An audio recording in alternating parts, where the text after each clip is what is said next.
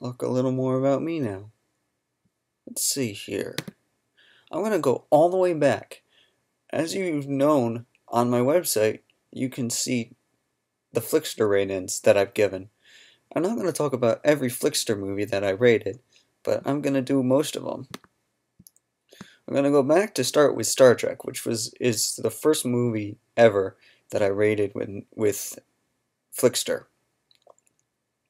When I say Star Trek, I mean the 2009 film. I gave it 5 out of 5 stars. And if I recall correctly, I gave that a platinum rating too.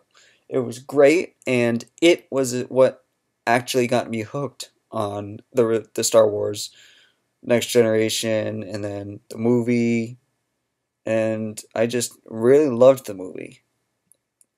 And I will be keeping these reviews very, very general, just my opinion of the movie. Let's see. Next Day Air. I gave it a 3 out of 5, but I mean, the way it ended, yes, there will be spoilers in this. The way it ended was just terrible, with everyone dying. I was like, what is this? It makes no sense.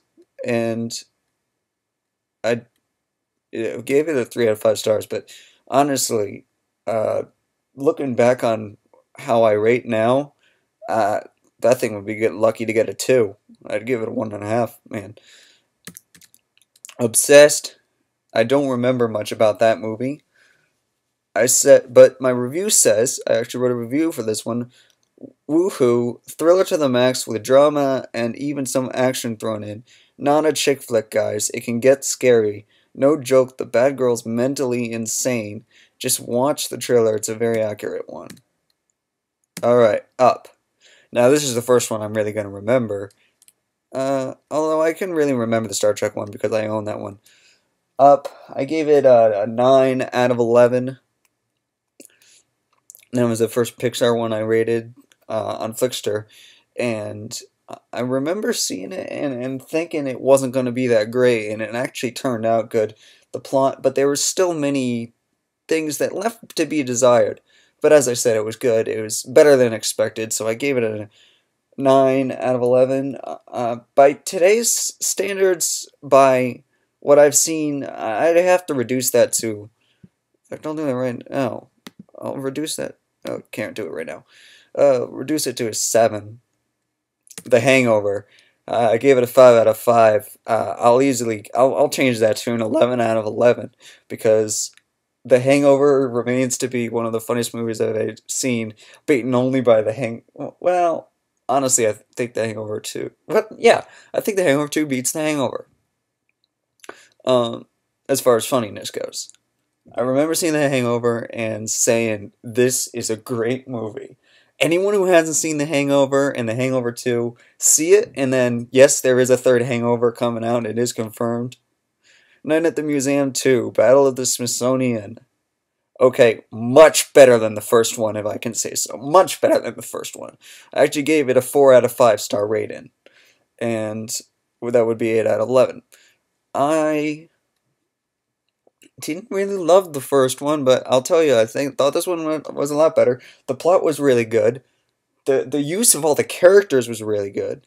And I just couldn't believe it when I heard those little Cupid guys singing "My Heart Will Go On" when he was with Amelia, and I was like, oh my god, this is so funny, because it was much funnier than the first movie too. Drag Me to Hell, I still can't believe I see that, and I actually gave it a 9 out of 10. Again, by today's standards, I recall it was actually okay. I don't recall much about it. I'd say 7 or 8 out of 11. It wasn't terrible. The Proposal, okay, now that one I recall. That I gave it a 9 out of 10. Yeah, this day it would stick in there at a 9 out of 11. Very funny. Of course, we all know the actors. And this deal that struck is amazing, but it was predictable. That was the first predictable one I rated, because you knew they were going to actually get married in the end. It wasn't 100%, but you were pretty sure. Year One with Jack Black. That was the first Jack Black movie I rated, because Kung Fu Panda came before I had my Flixster account. Um, Year One, the plot needed help, but it was funny in some cases, and it did end decently. I, according to this, I gave it a 9 out of 11, but I've thought back to it, and I'm only going to reduce that to an 8 out of 11. Land of the Lost. My review says, wow, that was great. But I'm going to go into a little more detail. I remember actually seeing Land of the Lost. Uh, yeah, it was great, but great by today's standards is a whole new thing. I gave it a 10 out of 10, but I'm reducing that to a 9 out of 11. Terminator Salvation. This was not the first Terminator I've seen. I'd seen the other ones, but I just didn't rate it on them on Flixster. I actually proceeded after Terminator Salvation to watch the Sarah Connor Chronicles. Terminator Salvation. I gave it a 9 out of 10. I keep it at that 9 out of 11 now, and I mean, there were some things left to be desired. Like, I wish there'd been more Schwarzenegger in it, but the plot was very good, and I would say the best out of all the Terminators, and kicks the ass of the show. I'm sorry, kicks the butt of the show. Transformers: Revenge of the Fallen. I gave this a 10 out of 10. By today's standards, I give it an 11 out of 11. This was also the first IMAX movie I rated with Flixster. I really loved it, and I just thought it was really awesome. It was also the first one that I saw that used an IMAX screen. I mean that used IMAX screen as in like an IMAX camera. It was the first film to use an IMAX camera that I saw. Like, made specifically for IMAX. There was like a 10-minute action sequence totally for IMAX, and you could tell, and I just totally loved it. It was pretty cool. So, platinum there. Imagine that. I don't recall much about that, so I'm going to have to skip it. Ice Age, Dawn of the Dinosaurs. Okay. That I recall. Gave it a 9 out of 11. I'm going to have to reduce that from 9 to 10 to 8 out of 11. I mean, it left much to be desired, again. I know I say that a lot, but it did have a lot of funny stuff in it. It did have a good story to it. So any kids would love that one. You gotta at least see Ice Age 2 before that. You don't necessarily have to see Ice Age 1. In my opinion, I really didn't like Ice Age 1. Ice Age 2 is fine. Ice Age 3 was good. Ice Age 4, surprisingly decent. We'll probably get that to that one. I Love You, Beth Cooper. I don't recall much about this one. I recall that it began good, ended good, and, well, I don't recall the middle all that much, so it's really not a recallable movie. I gave it an 8 out of 10. That would probably go down to a 7 out of 11 today. G.I. Joe, Rise of Cobra. Don't recall too much about that one. I gave it a 9 out of 10, but you're just gonna have to take my word on that one that it was good. That's not a movie I would buy, because that's just not me. I'll see it once, or I'll see it with friends. But G-Force, that's a movie I see all the time on TV. I'm pointing at my TV right now. I have cable, and it's always on the movie channels, and I remember it was actually pretty good. It had a huge... This was the first movie to totally trip me up. It has a huge twist that I didn't see, and I'm gonna spoil it, so if you haven't seen G-Force, don't listen to this part. I remember that mole that supposedly dies. Well, turns out he's been the bad guy behind this whole thing. It hasn't been that big company. It's been him. and then it shows a flashback as to why. And then the main character Darwin's like, "Dude, you shouldn't be doing this." And he realizes his mistake and like shuts the whole thing down. And I remember that got me. I rated that an 8 out of 10. I'll stick with it at an 8 out of 11. Harry Potter and the Half-Blood Prince, still my favorite Harry Potter. Yeah, yeah, my favorite Harry Potter movie still. Couldn't see it in IMAX 3D. I did see it in IMAX 3D. It was decent quality in IMAX 3D. This was back before digital. I gave it a 10 out of 10. I'm going to reduce that to a 9 out of 11. The Ugly Truth. Don't recall too much about that. Inglourious Bastards. I recall a lot about that. Brad Pitt, you know, I got all these other characters. Funny at times. Good plot all over the place, but things are happening and that's what matters. 10 out of 10. I'll give it the 10 out of 11. District 9. I remember thinking, oh dear, here comes another Alien movie, and it just blew my mind that that was not the case. Plot things left, there were some plot things left to be desired, and of course, it was kind of typical in what you would see. Well, not typical in all ways. Typical in that, well, not typical because the guy turns into one of the aliens from like some mutant thing, and you see at the end that he turns into one fully, and like they'll be back for him or something. And the guy I'm mentioning is this guy who's doing a camera, used video camera in this whole thing, and like everyone's got to get out of District 9, all these aliens. How they expect him to do that, I don't know. There were some things that didn't come together. All the same, it was a great movie, and I gave it at a 10 out of 10, so 10 out of 11. I would say. Orphan. This was the first horror movie I'd ever seen. It's really, I don't know how much you could call this a horror movie, but oh, my kid, and she kills someone. The little orphan girl. Yeah, okay, so that movie I gave a 8 out of 10. Reduce that to 7 out of 11, because I did. It was kind of predictable. Not too predictable. It was what you would expect from a horror movie. Disney's A Christmas Carol. The one with Jim Carrey as Scrooge. I gave it a 9 out of 10. It was very, very funny.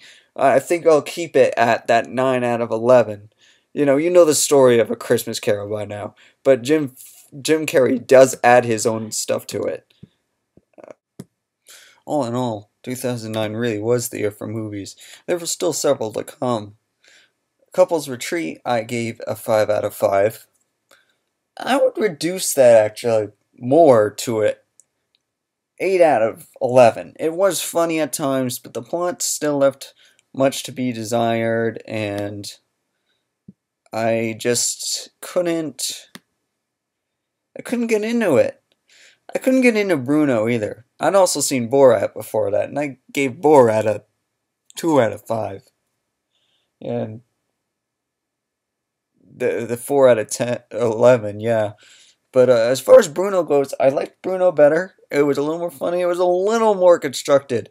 I gave it 3.5, but that was being generous. I would lower that to 2.5 now. In other words, a 5 out of 11. Now, the Twilight Saga New Moon. Obviously, I'd seen the first one by that point in time. I don't recall what I thought about the first one such a long time ago. I gave this one a 10. New Moon, I'm going to actually have to reduce that rating to a 9 out of 11 based on today's reviews that I've done. Old Dogs, don't recall too much about that one. It says I got a 10 out of it, but if I don't recall much about it, I can't reduce the rating if I don't recall much, but me not recalling much pretty much says what I thought about it. Planet 51, now that was actually fairly funny. This is another one I see on TV all the time, and I just couldn't stop laughing during this. It was so funny. It's like the reverse what you would expect of in a standard space movie, and it was the exact reverse. And I don't know really how to describe this one. I gave it a 3.5 rating. a 7 out of 11. I'm going to reduce that to a 6 out of 11 rating. The Princess and the Frog, Disney animation, newest princess, very fresh take on the story. Threw in playing that in New Orleans. It was after the Katrina storm, of course. So it just added this wonderful thing, and they had a pretty good villain. I gave that a 3.5 stars. I'll stick with it, 7 out of 11. 2012. That was actually a really good movie, and which surprised me. I didn't think it was going to be that good, but it was. The ending left something to be desired, but all in all, I'll keep that 8 out of 11 rating I gave it. Alvin and Chipmunks the Squeakle. Okay, let me just say that I gave this a 9 out of 11 rating. I've got to reduce that to a 7 out of 11 rating.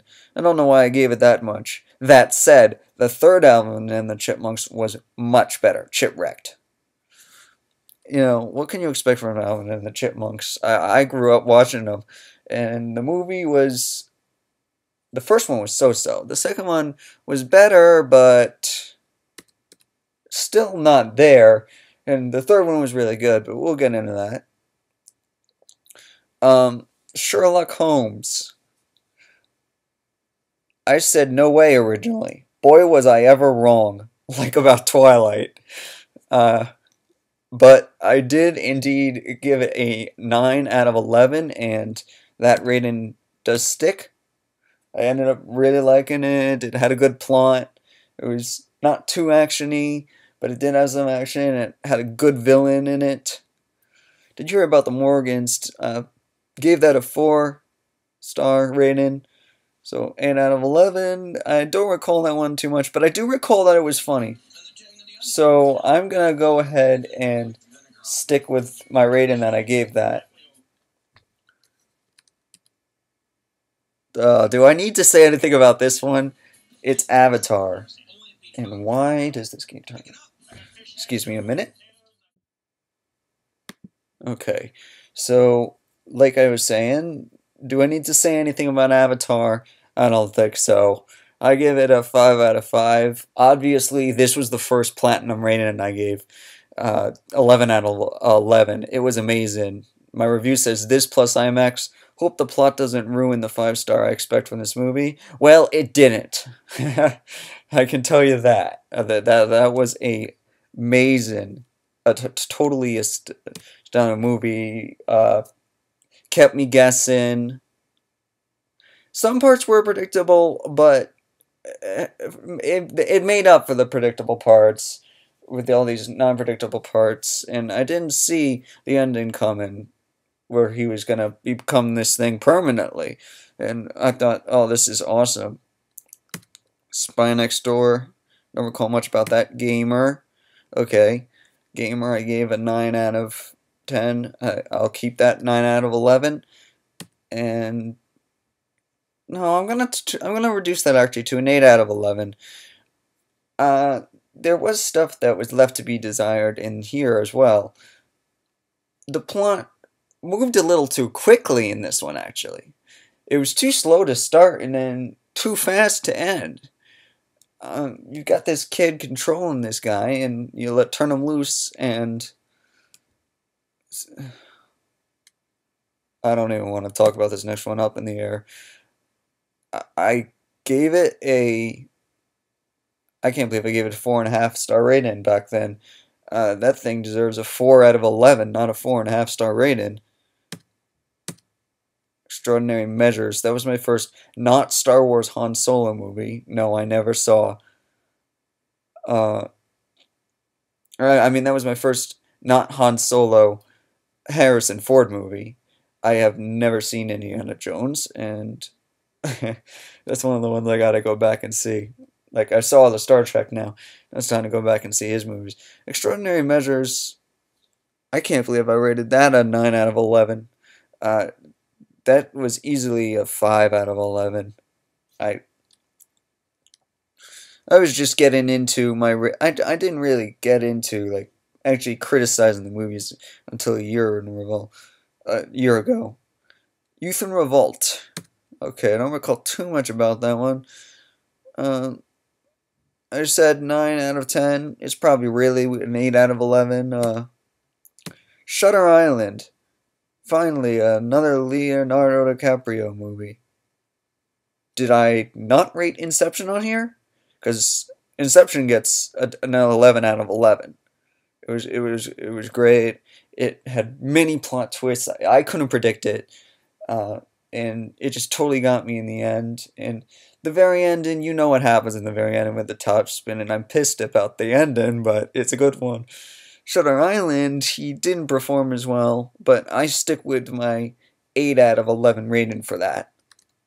Percy Jackson and the Olympians, The Lightning Thief. I've heard they're gonna try to make a sequel to this, and they need one. I mean, this was a book set. I gave it a 9 out of 10. Let's reduce that to an 8 out of 11.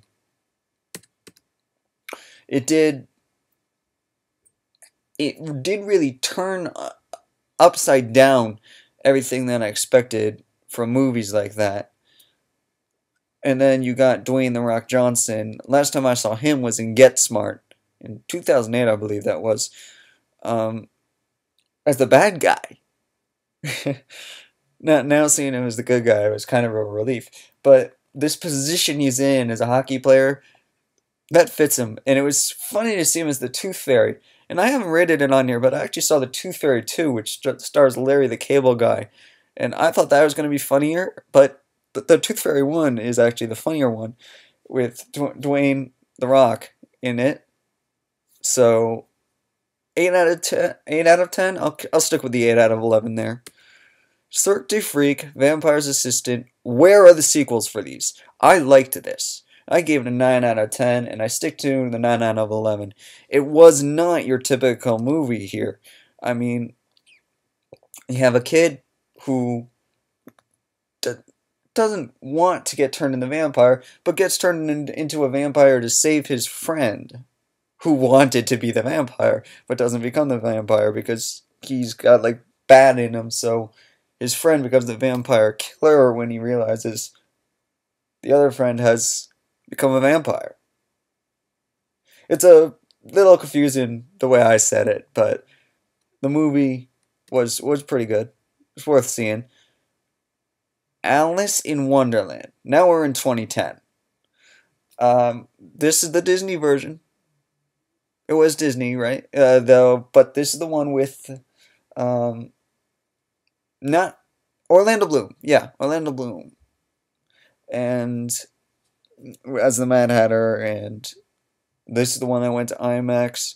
It was surprisingly well. I stick with my 9 out of 10, so 9 out of 11 rating. It's refreshing. It's not as crazy as the original is, so I really liked it because the original was just too crazy and weird. And this one, the weirdness is controlled, and that control makes it wonderful. The Bounty Hunter. Okay, Gerard Butler's in this one. I don't recall much about it. I gave it a 9 out of 11 rating. I do recall it was funny, so 9 out of 11 it is. Repo Man. Okay. I gave this a 10 out of 10. My mistake. I'll reduce it only a little. 8 out of 11.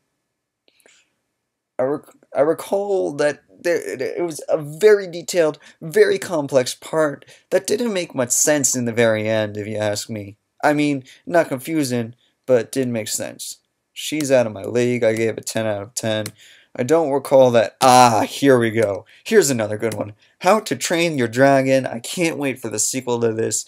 This is the first 3D movie I bought when I got my 3D TV.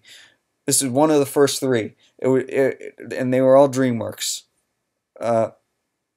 That's not true. 2 of them were DreamWorks.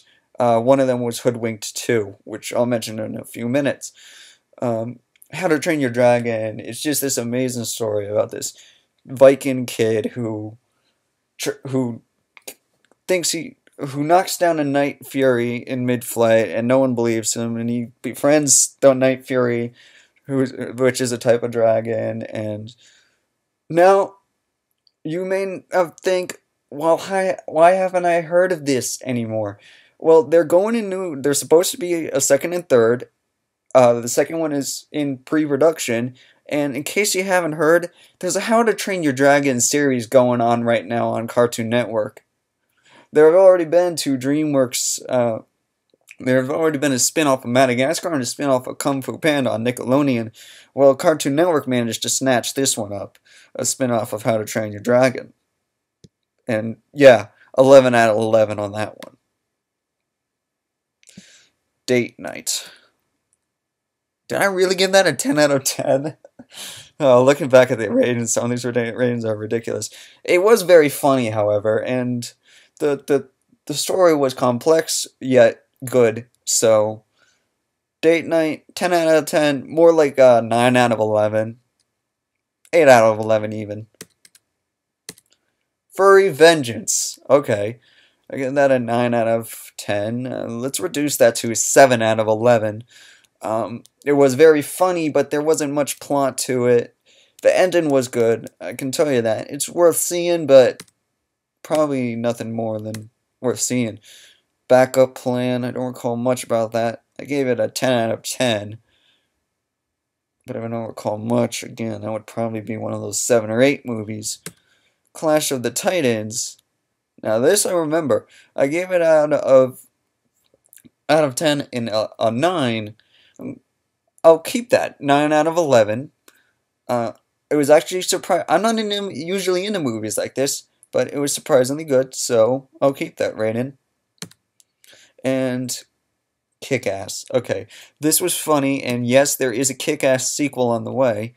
10 out of 10, I don't think so, not quite. There were still too many plot issues, if you keep it short.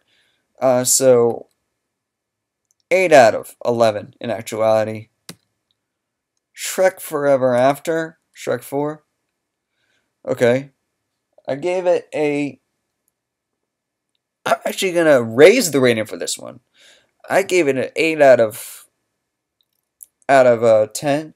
But the more and more I watch it, the more and more I realize that it was actually pretty good. So I'm going to raise this 8 out of 10 to a 9 out of 11. Because it was actually really good. I saw it in 3D in the IMAX. And like I said, the more and more I watch it, the more and more I pick things up. And the more and more I like it. This is the one that's grown on me. Of the Shreks. Prince of Persia, Sands of Time. Well, this one, tell you what, this was a very interesting, in good ways and bad ways. So I gave this a 9 out of 10. That's actually more like it should be an 8 out of 11. Not quite a 7 because the ending makes up for the issues that happen throughout the movie. So it is good. Iron Man 2, and yes, there is an Iron Man 3 and possibly an Iron Man 4 on the way, as well as the Avengers, but I'll get into that, and Avengers 2, and Spider-Man. But Iron Man 2, it wasn't as good as the first one, and I totally agree with my rating here, 7 out of 11. Robin Hood, I remember seeing this. I gave it a 4 star, which would be 8, but I'm going to reduce that to a 7 out of 11 too. Don't recall too much about that though. I just recall that I didn't love it. Toy Story 3, again, a 7 out of 11.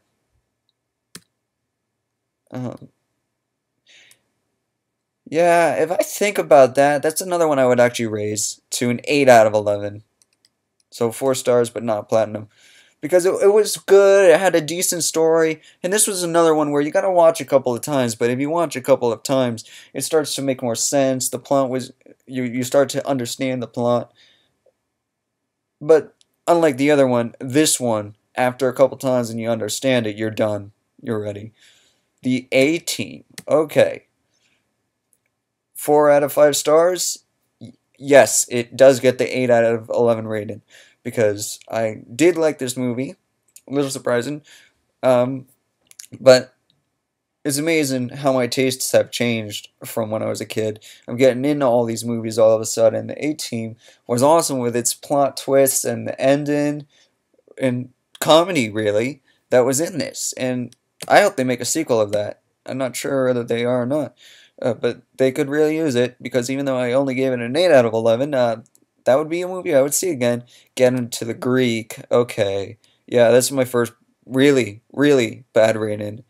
Get him to the Greek, I gave a 3 out of 10, and I stick to that. 3 out of 11. So, I don't even want to talk about that one. Marmaduke. Now, this one was getting panned by critics, but I don't think I've ever been laughing more. I mean, the plot definitely needed work, but it was funny. You had Owen Wilson voicing him. Rumors of a Marmaduke 2. I don't know if it's true or not. They could sure use one after the way that performed, but I stick to my 8 out of 11 rating for that. Killers. Gave that a 9 out of 10. Don't recall too much about that. Sorcerer's Apprentice. Another one with Nicolas Cage. Let's see here. What can I say? I want to say something about this. Disney movie, and the use of music, and it was good. You're gonna recognize the piece from the background music from Mickey's magic thing in Fantasia. You're also gonna recognize shoot, I don't know the name, but when he's in the wire cage showing the girl like all his light and they're playing something in the background, and I just thought that was very interesting using that song in a movie because it really is modern. It's a modern take on magic, and I liked it, so I stick with my 8 out of 11 rating there. Despicable Me. This was complicated. I stick with my 7 out of... No. Should I reduce that to a 6? Yeah, I'm going to reduce that to a 6 out of 11 rating. Only just. Because the plot didn't get better, and it got worse, kinda. It wasn't until the end that it was decent. And the Twilight Saga Eclipse. Okay. 9 out of 11, like I said. The plot didn't develop as I thought it would. I mean, it was still a great movie, don't get me wrong. And I did buy it, and I do own it. But, this one, unlike the other ones, did leave... Well, actually, not unlike New Moon. Did leave stuff to be desired. I mean, Breaking Dawn Part 1 and Breaking Dawn Part 2, they've been platinum. Did I rate Part 2 platinum?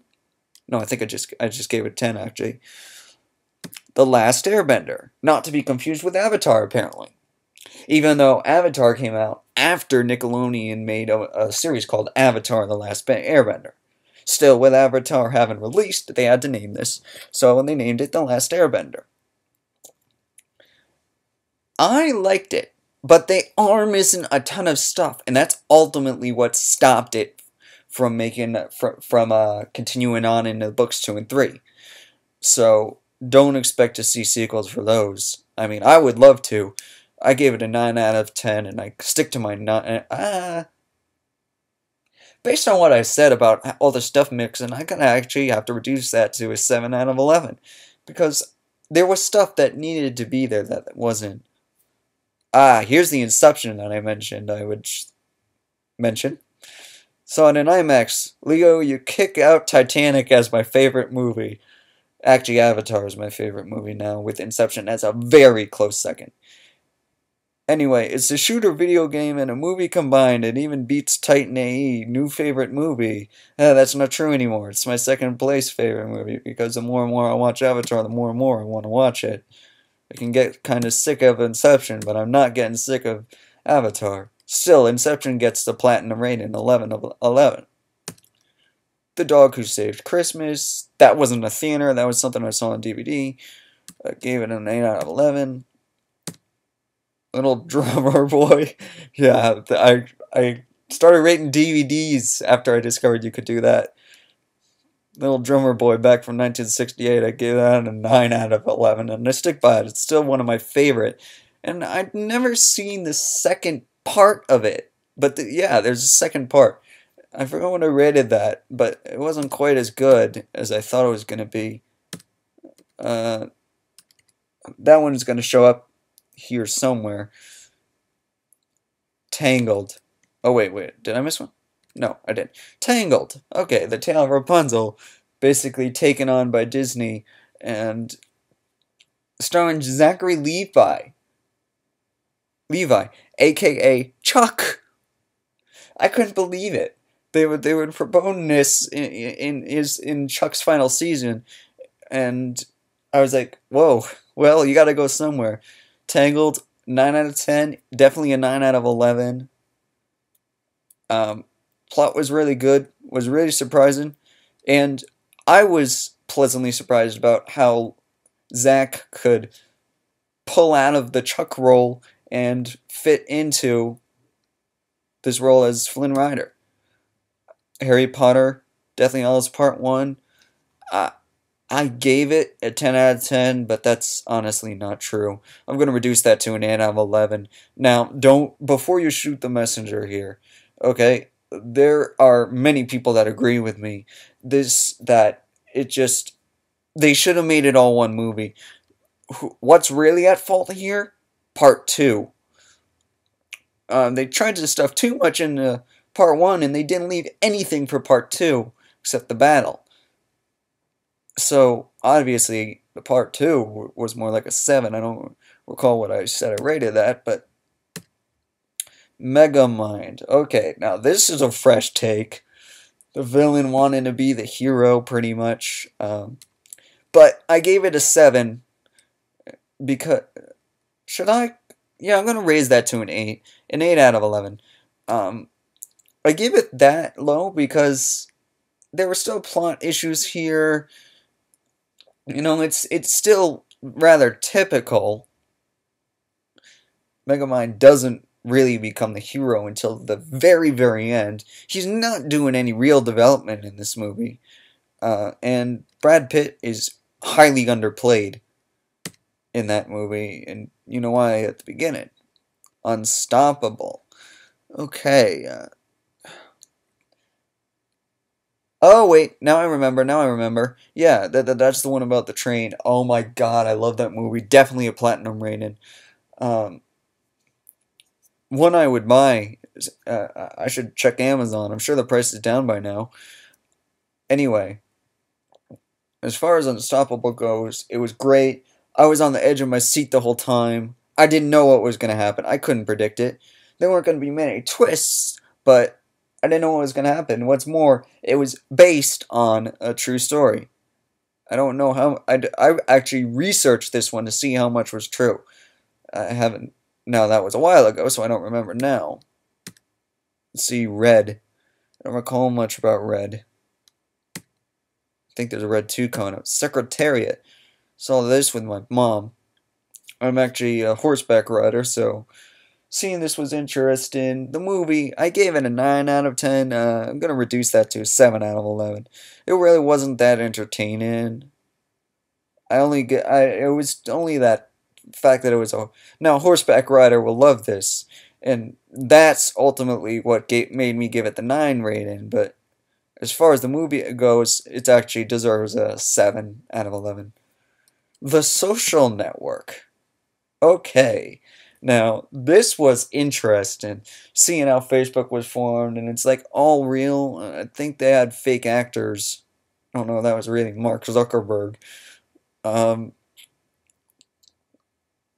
Definitely a good movie to see, but, you know, I saw it once, and then that was it. 7 out of 10? Yeah, I'll stick with the 7 out of 11 rating. Alpha and Omega. Okay, I don't recall too much about this one, but I do recall that I liked it, thought it was funny, and the plot was good. 9 out of 10? Yeah, I'll stick with a 9 out of 11 rating on that one. Grown Ups, don't recall too much about that. Gave it an 8 out of 10. Expendables. Actually, don't recall much about that. I saw the Expendable 2 because I know I like the Expendables. Gave it an 8, so 8 out of 11, yeah. I think I gave the Expendables more. I mean, the Expendables 2 more. Vampires suck. That's the name of a movie. And I remember seeing this comedy and thinking how stupid and idiotic it is. But the plot was bad. There really was no plot. It was basically a spoof on New Moon. It includes a major spoiler about the vampire baby they have at the somewhere in the middle of the movie after she like I mean, and the way it starts out. But it's pretty much a giant spoof on New Moon, and I thought it was funny. 7 out of 11. Yeah, stick with that. There's the Little Drummer Boy book 2 I told you about. 7 out of 11. Not really. More like 6. Nutty Professor. Yeah, I know. Going back to see these movies people told me I should see. Nutty Professor, I gave it a 7. I stick to that. Faster. Don't call too much about that. Tron Legacy. Tron Legacy was a good one, but it left stuff to be desired. I gave it a 9. It actually began very well. The middle was terrible, and it finished off really well. So that 9 should really be an 8 out of 11. How do you know? Chronicles of Narnia, Voyage of the Dawn Treader. Best Narnia yet, I've got to say. That 10 out of 10 is definitely 11 out of 11. Many twists that I didn't see coming, including Eustace turning into, and this was my favorite part. My favorite part is when Eustace is now the dragon and he picks up Edmund, and Edmund doesn't know yet, and takes him over the giant open area where he is spelling out the words in fire, I am Eustace. And Edmund is like, no way. All because he had to like touch a dragon's treasure or something like that. And that was like my favorite part of the movie. She suddenly, and at the end he says, at the end when he's back as a person, he's like, I was a better dragon than I was a cousin, or something along the lines of that. And he also mentioned that although it's the last time for Edmund and not Lucy, Lucy? Is it Lucy? Anyway, even though it's the last time for them, it's not the last time for him. It's pretty much what Aslan says. So, possibility for, I haven't looked it up yet, but there's a possibility for yet another sequel in the Chronicles of Narnia. I mean, as far as the book goes, I think there is another one. Little Fockers, okay.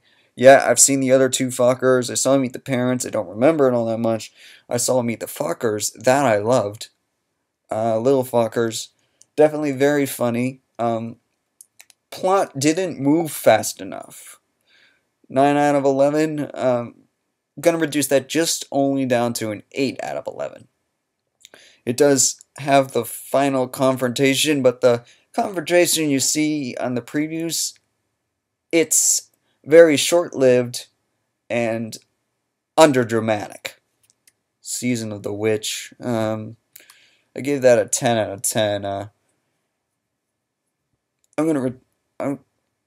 I think I know which one I'm talking about when I say I'm gonna reduce that to like a 7 out of 11.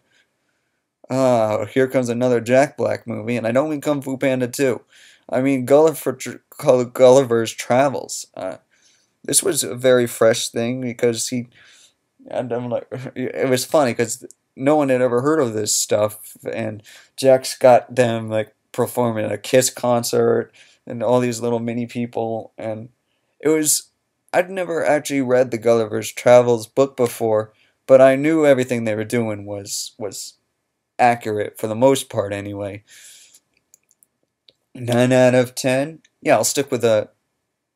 Do I want to give that an 8 out of 11? Yeah, 8 out of 11. Tourist, don't recall too much about that. Gave it a 10 out of 10.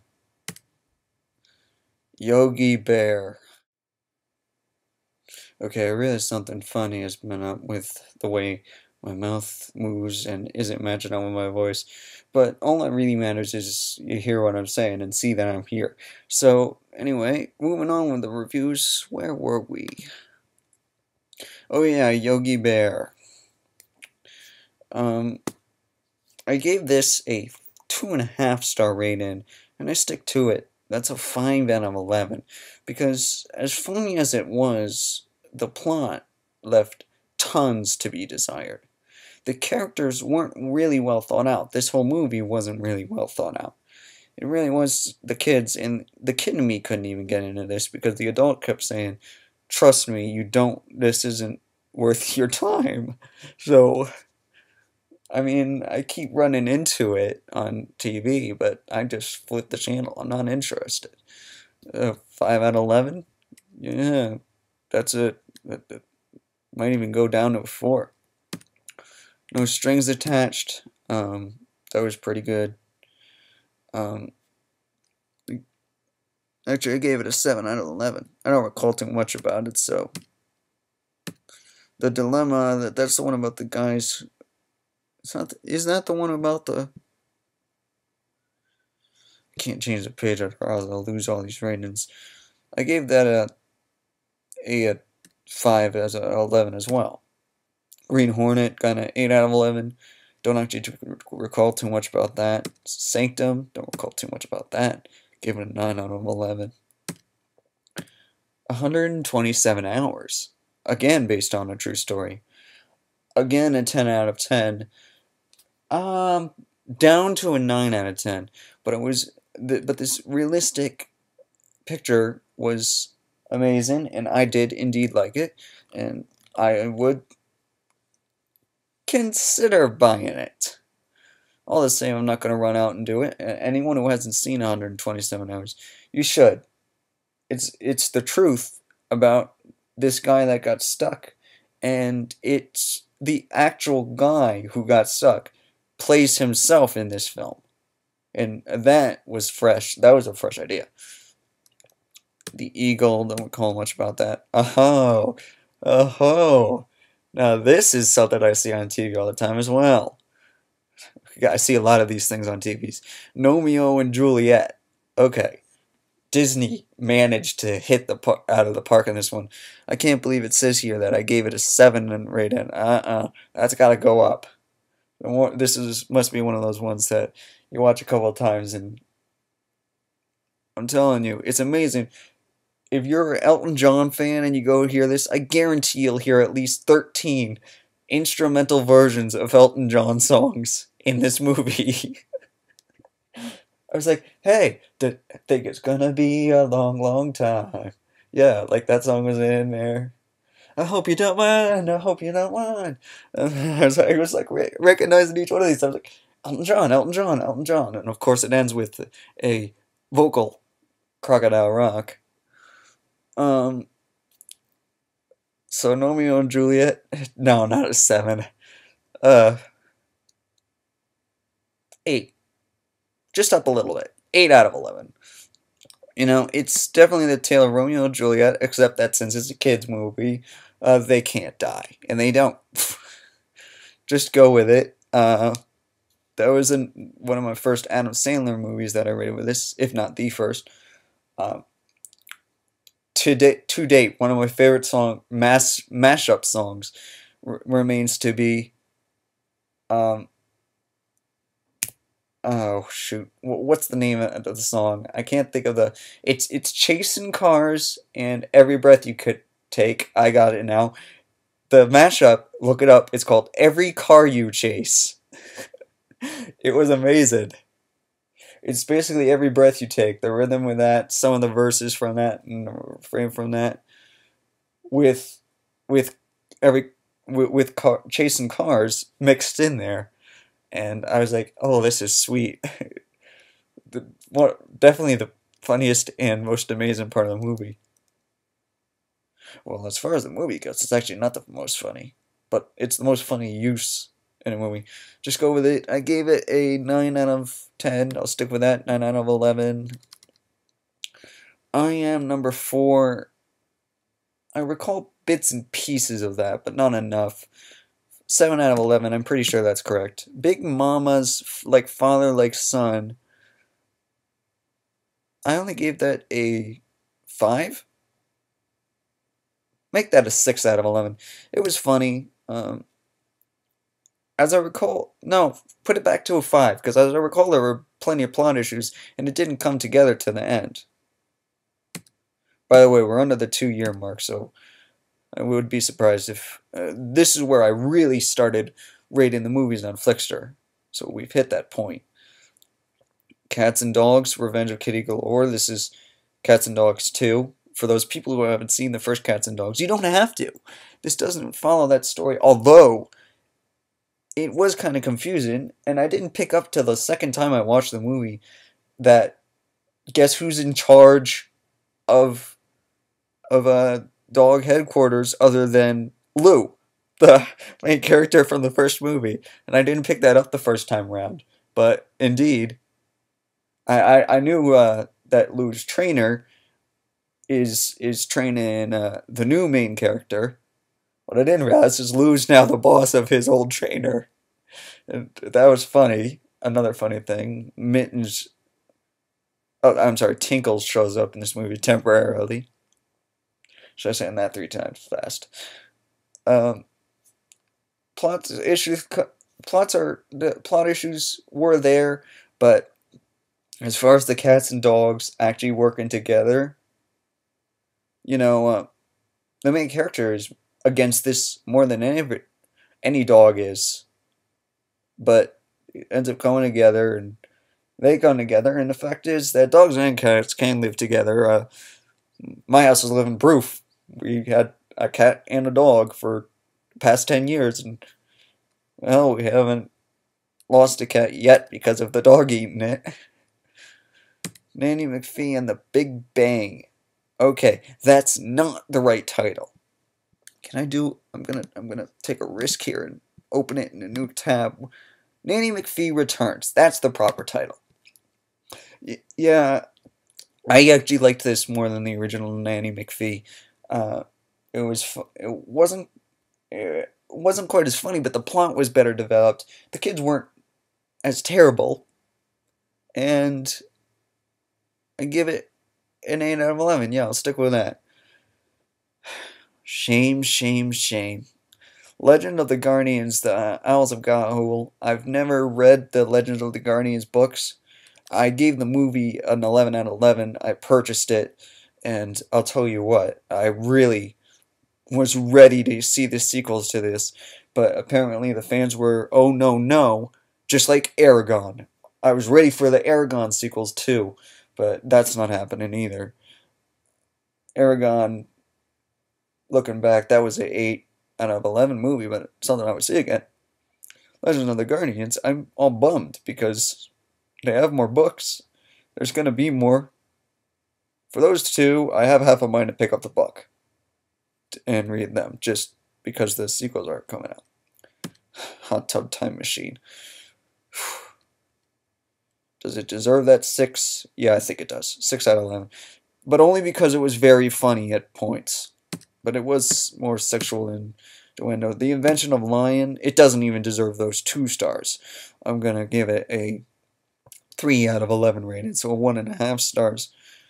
The Invention of Lion really didn't have a plot. I mean, the plot was there, but it wasn't quality.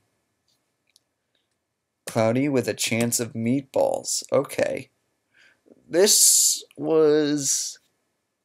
I wanted it to be better. Let's see. How could it have been better? Well, that's the issue. I don't think it could have been, so it's going to have to stick with the 7 out of 11 rating I gave it. Surrogates. I recall only the very ending of that movie, and I gave it a 7 out of 11. Most likely that would be a 5 or a 6 by my standards today. Rango. Alright, we're down to 21 months ago.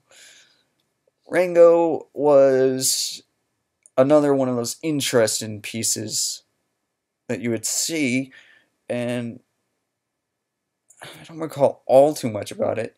What I do recall is Rango pretending to be the sheriff and having to go up against other lizards, and not much more than that. All the same, I know I liked it, and it was. I can't say it was funny either. So 8 out of 11. Yeah. Adjustment Bureau. Now this is one I see. Yet another one that I see on TV all the time. Still on Cox, man, and something I'll if it's at the very end of the movie where he's like running through all the doors, it's something I'll stop what I'm doing and I'll watch it, because the ending is the good part of the movie and does bring it all home, so it does deserve that 9 out of 11 rating I gave it. Slumdog Millionaire. Didn't think I was gonna like that at all. Actually, thought it was decent. This is 7, but I'm actually gonna give it a 6 out of 11. It was just decent. Beverly Hills Chihuahua. Yeah, no, I said that wrong. Because to me, it really was Beverly Hills Chihuahua. Wow, how can this have released to theaters? I mean, you think about it. The issues with this was the plot was really disconnected. It more focuses on the female dog than it does on Poppy. So really, Beverly Hills Chihuahua 2 was better. And I did see that, and I actually don't think I have that rating on here, but I would give that an 8. This I gave a 6 out of 11. Unknown, don't recall that. Mars Needs Moms. Okay. This was basically a play on, if you've ever read a book called When Mom Turned Into a Monster. This is basically a play on that, except the mom's not turning into the monsters are coming to get moms. And they're aliens, not monsters. And it's this interesting thing because Mars apparently doesn't allow boys. All the boys get thrown away. What? And the moms take care of these girls, and I mean, it's interesting, but some of the boys are survived, and they're all down in this dump. Obviously, Mars Need Moms. It's a boy that goes to rescue his mom. So, but one of the female as characters is a good alien, and they end up proving that they do need boys on Mars. And then he takes his mom back home. Hall Pass, don't recall too much about that. Cedar Rapids, don't want to talk about that. Give it a 7 out of 10. 11, but that's it. Beverly Hills Cop 2. Beverly Hills Cop 3. And yeah, the one. Gave them all 8 out of 10s because they were very, very funny and for no other reason. The plot was crude, but they were all very, very funny. Paul. Yeah, well, Paul was pretty good, as I recall. Pretty funny. That one's not on TV anymore, but it was for the longest time. 7? Really? The ending was great. I'm gonna use the ending as an excuse to bump it up to a 8 out of 11. Stuck in the Suburbs. That was a Disney TV movie. I gave it a 7, but by today's standards, it was a 5. Limitless. Oh, I remember this is the one with the drug and everything. Don't recall too much about it, but I'm pretty sure that 9 out of 10 rated is a 9 out of 11. Sucker Punch. Yeah, okay. Why did I give this even a 7? That this thing deserves a 6 or a 5 out of 11. It was hard to follow, and it had an epic ending. That's the only thing that saved it. Source code. I actually recorded this on my DVR. It was on TV, and I recorded it. I thought source code was very interesting. it's very misleading by the title poster that I'm looking at, but about this guy on the train. It's basically unstoppable, but the one difference is he manages to stop it in the very end. And the ending is epic because, he's not supposed to exist after those 13 minutes, but something silly happens and he does. He actually exists outside of time, and it's confusing but interesting too.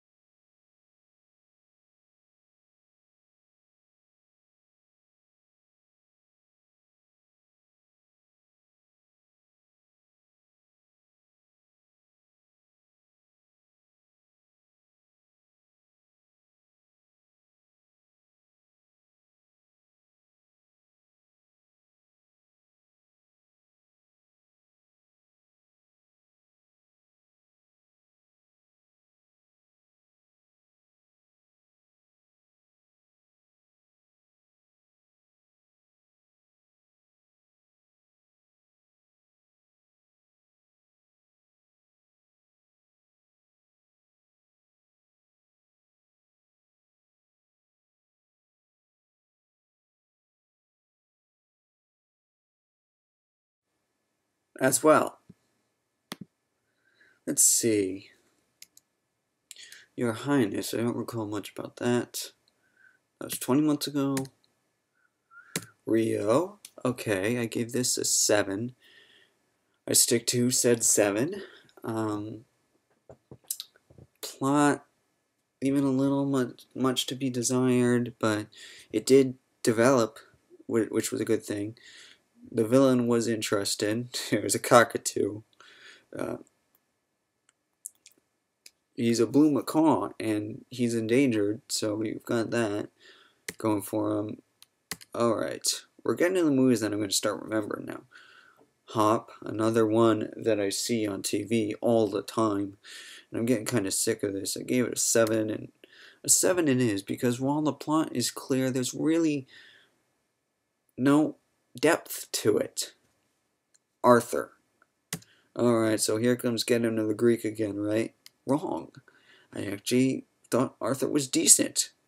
So it gets that 7 out of 11 that I wanted. Definitely worth seeing. The plot actually develops in this one, unlike in his past movie, Get Him to the Greek. So I mentioned Hoodwink 2 was coming up, and here it is. 9 out of 11. The more and more I watch it, the more and more I want to... No, we'll keep it 9 out of 11. That's one I own. That's the other 3D movie I own. I have Kung Fu Panda. Another DreamWorks one. How to Train Your Dragon, and Hoodwink 2, Hood vs. Evil. Those are my 3 3D movies so far. Christmas is going to bring many more, including Men in Black and everything. Hannah, here's what I said. Hey, predictable. It was just okay. Too fast, too fussy the plot. I don't know what that means. That Y is probably supposed to be a T. Too fast the plot. It did finish very quickly, that movie. 7 out of 11. I stick with it. Thor. This surprised me. I knew I'd like it, but without giving away the plot, there were many powerful emotional twists and turns. There were. And that movie did really get me, and I gave it a 10 out of 10.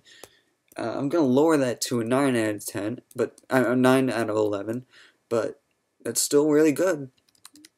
Harry Potter and the Deathly Hallows Part 2. I rated it 10 out of 10, but I'm lowering that to 8 out of 10. Transformers Dark of the Moon. This took Transformers a whole new direction for me, and I did like it. I did enjoy it. By the way, we're down to 17 months ago. I gave it a 10 star, not really. 9 out of 11. Cars 2. 9 out of 11. I'll stick to that. Yet another one that's on TV all the time. I guess I got really good cable because all these movies that I rated are always showing up on the TV, huh? Anyway, Cars 2 was much more developed than the original Cars was, as far as the plot goes. It also focused on Mater more and less on Lightning McQueen. So there's less Owen Wilson in this movie and more of Larry the Cable Guy. And this was about the time that I was getting my XM radio, so I was listening to Larry the Cable Guy and laughing at him on a blue collar radio. It's an XM station. Look it up. He's on there along with Jeff Foxworthy. Anyway, the movie was really good. Mr. Popper's Penguins. Okay. My mom loves this movie. It was Jim Carrey, so you can't go wrong with Jim Carrey, can you? Well, you kind of can at the end there. That's what held this at an 8 rating instead of letting it go into this 9 or 10 zone. It held it back. I even had to drop it lower. 7 out of 11. Green Lantern. Okay, I see this on TV sometimes, and I'm not talking about the cartoon, although there is a spin-off series based on the 2011 movie. So, I'm sorry, I can't focus. I'm looking at the next movie I'm gonna rate. Uh, so Green Lantern 8, yeah, stick with the 8. Um, there's supposed to be a sequel to that as well, I think, or is he just gonna join up with the Avengers or what? The next movie, Rise of the Planet of the Apes. I've seen all the original Planet of the Apes. Just, I'm freaking out at this movie because I've got my own idea, and it kind of calls for this giant King Kong-like creature. Only his mind is in control. But let's not focus on that right now. Let's focus on this movie, Rise of the Planet of the Apes. Very interesting to see how it all gets started, the Planet of the Apes.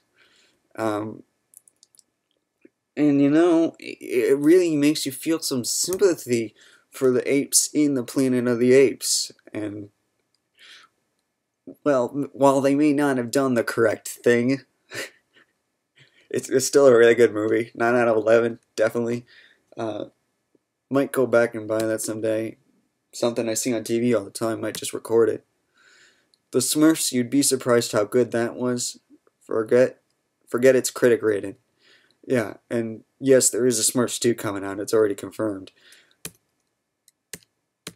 Let's see here. Captain America, First Avenger. Now this one surprised me. The ending made the movie. Could someone say sequel? Well, actually, someone didn't have to. Now that I'm done reading my review, I can tell you the Avengers came out, and he was part of the Avengers. So, no Captain America sequel. He's the first Avenger, as the title says. So he is in the Avengers. Therefore, the change up, laugh out loud, funny but a bit crude.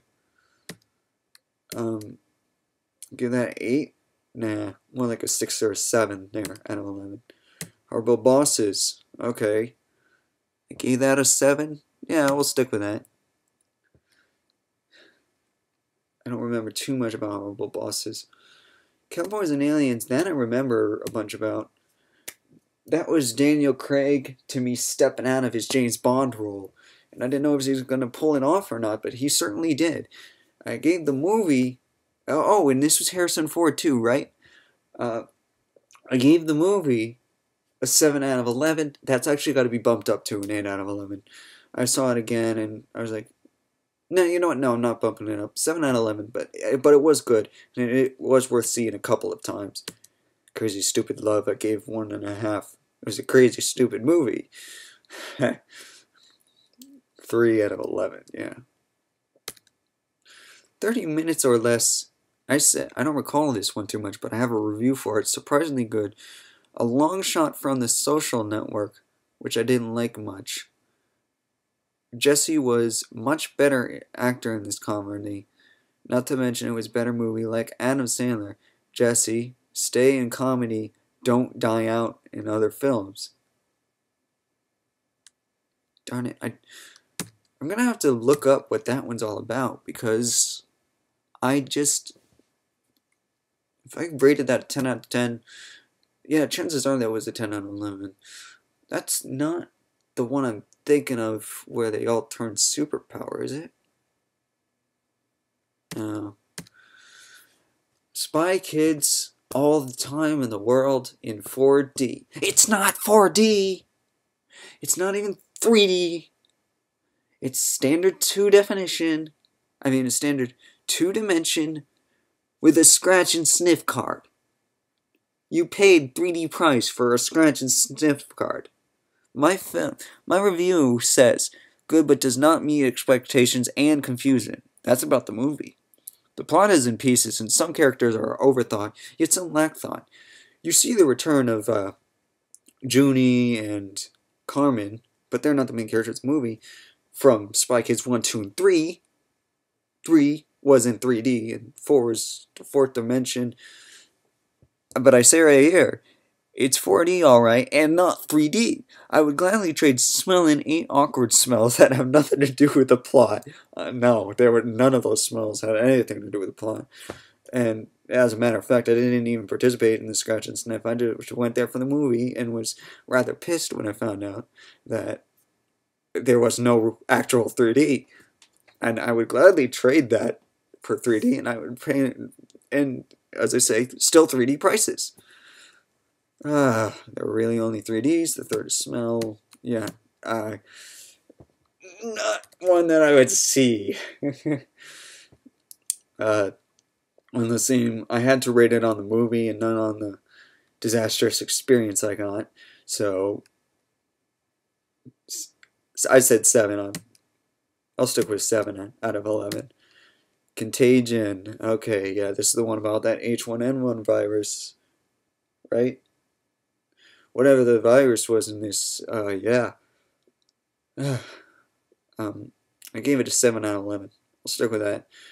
I've seen this on TV too, but I usually flip the channel. This was a see it once movie, and that's all it takes. A Very Harold and Kumar Christmas. Now, I've seen the other two Harold and Kumar. You know, like they go to White Castle, the Guantanamo Bay one. This one was the best. It took the cake. I know. And by the way, now we're down to just over a year ago. So this was last Christmas. I gave it a 5-star rating. Yeah, 10. It was very, very funny. So 10 out of 11, and that's what counted there. It was much, much, much more developed than the other two. Like, one of them's seriously grown up now. And it was very good. Tower Heist, on the other hand, was not. That I gave it a 7 is lucky. I reduced that to a 6. Eddie Murphy did not bring it, or whoever that was. I don't want to see that movie ever again. Puss in Boots, yet another one I see on my TV all the time.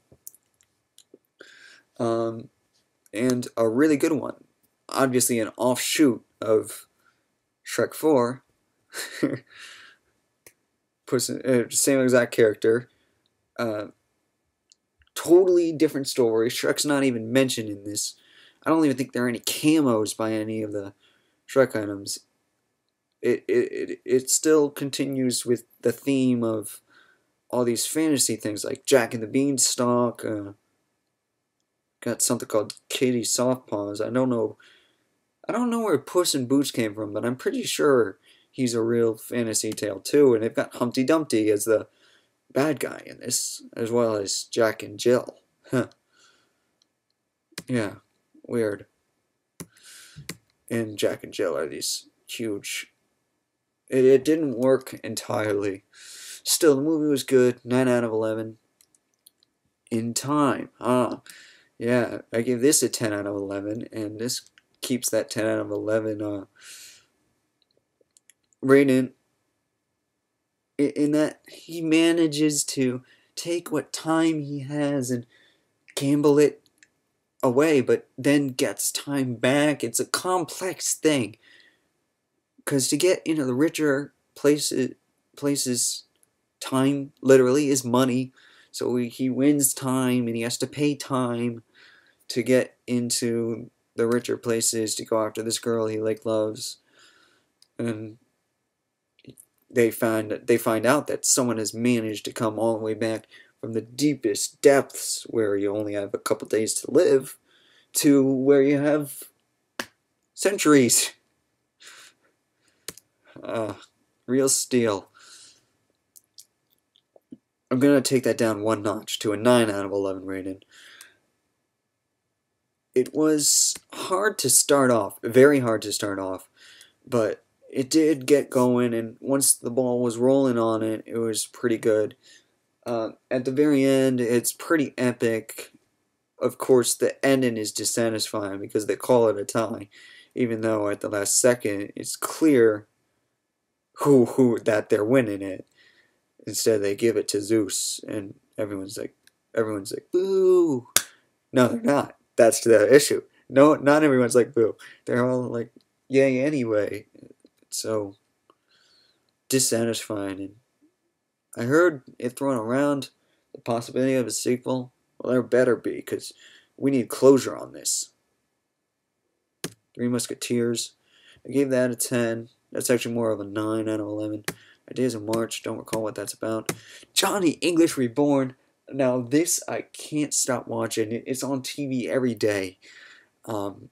This I can't stop watching the end. I don't remember all too much about Johnny English, but Johnny English Reborn was better, I can tell you that. I gave it a 9. It gets the 9 out of 11. Johnny is indeed a moron in this. You know, it's the guy who played Mr. Bean. And it's funny because about this time they were getting ready to I didn't even know, but does anyone know what I'm doing right now? Probably not. But if you saw the opening ceremony for the last Olympics, you do. Johnny English was there, and everyone thought it was Mr. Bean, but he was dressed up just like Johnny English. He's just going da da da da da da da, and that Chariots of Fire song. And then at the end, he's just doing this, and it's just him, and all the band has stopped, and he's like, "Huh? Oh!" It was so funny, and it was part of the act, and it was great. But as far back to the movie, 9 out of 11. You know, there's one idiotic moment that I really don't think needed to be there. I think he should have gone along with Tucker's. When Tucker found out that Ambrose was the last agent, I think he should have gone along with it instead of being an idiot and letting Ambrose go. And then coming and creating a whole issue about it, and then claiming that he knew it the whole time after he's being chased and closed down for thinking he's the final agent in Vortex, and it just made this conflict that was not necessary, in my opinion. Could have been a 10 if that hadn't happened. Arthur Christmas. Okay. Arthur Christmas was a very fresh take. I say that a lot, but when I say it this time, I mean it. I mean, like, you recall my review for Rise of the Guardians? Pretty much take everything I said about Rise of the Guardians and apply it to this movie. 9 out of 11. Yeah, it keeps more like an 8 out of 11. Santa is more serious in this movie. In fact, well, actually, when I say serious, I mean too serious. The Santa's ridiculous, and one of his sons is super serious about the whole thing, and doesn't realize that the one gift they forgot is a big deal. So Arthur goes. Predictable. I liked, though I gave it a 9 out of 11 rating, I liked, in actuality, the Legend of the Guardians better. Not Legend of the Guardians, I'm sorry. Rise of the Guardians. Happy Feet 2. Okay, now, I know you're saying, Brian, what's with all these animated movies you see? Well, I'm just kind of into those, so and you'd be surprised what you can find in some of these. Happy Feet 2 was littered with songs. Songs owned by other artists. Songs like Under Pressure, I'm a Survivor was in there. Like Romeo and Juliet. I mean, it's littered with at least 20 different songs. Especially at the epic finale they've got in there. Well, I don't know if you can call it epic, but they have a grand finale where they've got like 8 different songs mashed up right there into one montage. So here we go. Twilight Saga, Breaking Dawn, Part 1. 10. Do I give it the 11? Do I? No, I don't. Because Part 2 steals the 11 from it. So it gets a 10. No, wait, Did I give... I'm going to go to my website real quick. I don't recall the letter I gave it.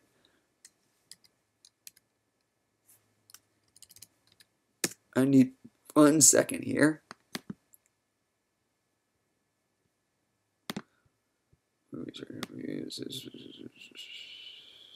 And no, I gave it a 10 out of 11. Yeah, it wasn't all that wasn't perfect, I guess. So anyway, back to Twilight Saga Part 1. There were things left to be desired in the plot, but not much at all. It got a 10. It, definitely really good. I own it. Should it have a platinum rating? Maybe. You be the judge of that. Immortals. This is the sequel to that the movie with like the Zeus Clash of the Titans or something like that. Much better in my opinion than the Clash of the Titans. 4 out of 5 stars. Yeah, 8 out of 11. Seems right. By the way, we're down to a year now since I started rating these things. We're coming up on Jack and Jill. Okay, the plot was terrible, but it was funny enough that it got the 7 rating that Flixster says it has. That I gave it. It definitely gets to keep the 7 out of 11 rating only because it's so funny. The ending leaves a lot to be desired, though. Like I said, the plot was tricky. Alvin and the Chipmunks Chipwrecked. Like I said earlier, in one of my earlier videos, definitely my favorite of them all. Still only a 7 out of 11, but it's definitely my favorite of all because the bad guy from the first 2 movies, not so bad anymore, you know. Turns out to be decent. He's actually okay, you know. Ian, not the bad guy anymore. Good, good. I mean, that needed. I didn't think that would happen. That was unpredictable, and that Ian would be good all of a sudden. But yeah, that happens. And the movie, well, like I said, the plot left something to be desired. Super 8. This one is the one I was thinking earlier when on that 30 minutes one, the one where everyone is super powered, or these 3 kids get super powered. And one of them loses control and like kills one of them, and the other one is then forced to kill the guy that killed the first guy. It's all confusing. But the thing is, the movie is really only as good as its last 30 minutes. I gave it a 7 out of 11 only because the ending says it. I mean, this is one of those movies where you could literally skip the first hour of the movie and not miss anything. Beverly Hills Chihuahua 2. Chihuahua. This one actually had more George Lopez in it, which was a relief. And like I said, I liked this one better. 7 out of 11. Saw that on Disney Channel. X-Men First Class. Okay. 8 out of 11. Left things to be desired. Plenty of things. But the ending was good. The ending definitely saved it. It shows how the mutants really began. I mean, there was a Wolverine too, and there's going to be a Wolverine sequel. That's just Wolverine instead of the Wolverine. Or do I have that reversed? Anyway, now we're looking at Hangover Part 2. Gone from an 8 to a 9. Jumped to a 9 out of 11 rated. I don't own the movie yet, but I guarantee you that sometime soon I'm going to buy that movie. This was 1 year ago that it came out, and it was extremely funny. Extremely funny. Much better than the first one. The plot was better. That Chinese guy returns. And then there was Kung Fu Panda 2. Jack Black, platinum movie, I say. Had many twists and turns. Much better than the first one.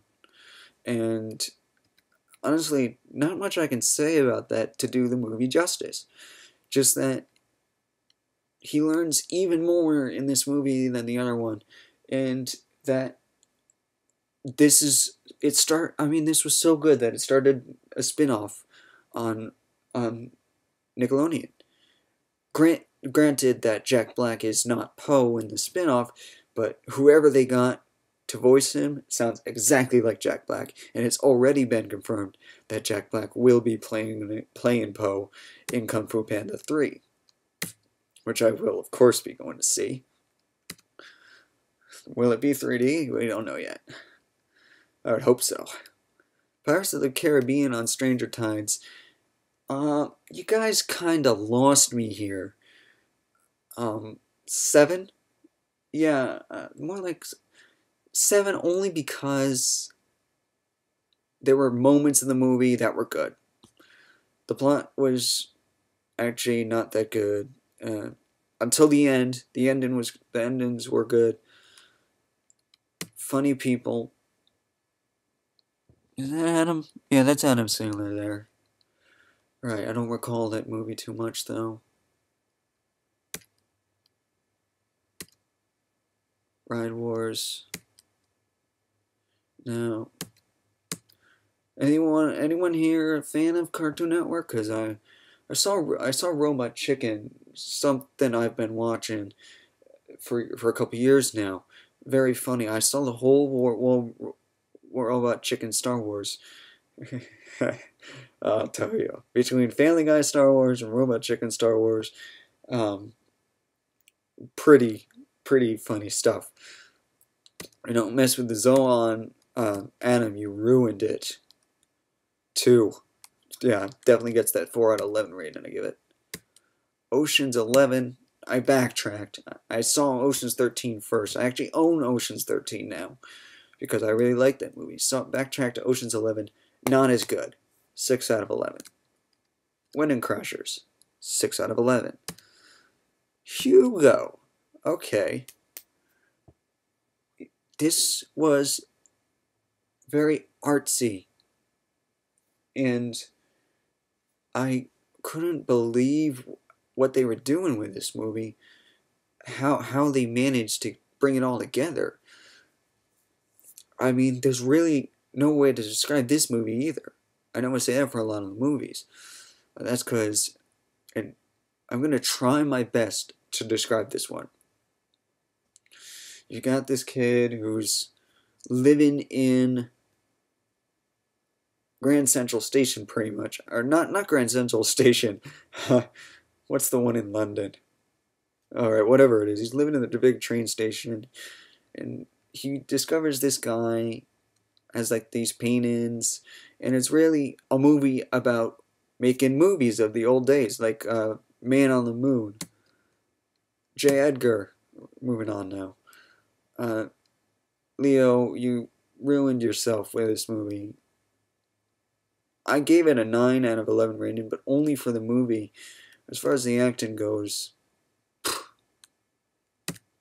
Mission Impossible Ghost Protocol was actually really good, really actiony. The plot manages to come together and hold on to that 9 out of 11 rated. Sherlock Holmes, A Game of Shadows.